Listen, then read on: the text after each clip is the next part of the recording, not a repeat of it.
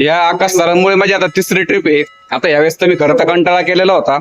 मी या ट्रिप मध्ये नव्हतोच आणि आमचे तिकीट पण बुकिंग नव्हते झालेले. पण देवाची करणी म्हणतात ना, आणि तिकीट बुकिंग पण झाले, आम्हाला तिकीट मिळाले पण. आणि आमचं आता दर्शनही झाले. 24 तास लागले जरी असतील पण दर्शन व्यवस्थित झाले, त्याच्यामुळे आनंद झालाय. आकाश सरांची आता 14वी ट्रिप आहे. आकाश सरांनी आयुष्यात भरपूर सक्सेस मिळवलाय, पण त्याला इथे येण्याचा आनंद दरवर्षी असतो. धार्मिक माणूस आहे आणि आता 14वी ट्रिप म्हणजे नशीब लागतं इथपर्यंत येण्याला. तर त्यांचे काय अनुभव आपण ऐकू. काय म्हणा आकाश सर, तुम्ही काय सांगा.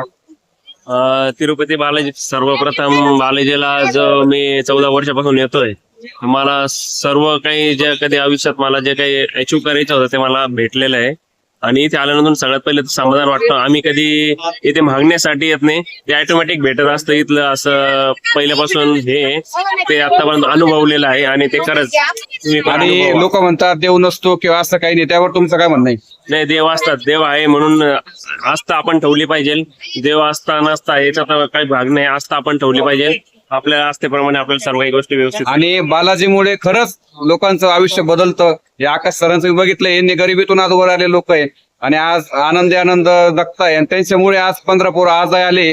आणि 2014 पासून आम्ही येतोय, म्हणजे आज माझी तिसरी ट्रिप असली तर यांच्यामुळेच झालेली आहे. त्यामुळे आकाश सरांचे धन्यवाद. आतापर्यंत मी कमीत कमी 250 लोकांना बालाजीचा दर्शनाचा म्हणजे त्यांनी इतकं पुण्य कमवलेलं आहे. ठीक आहे, धन्यवाद.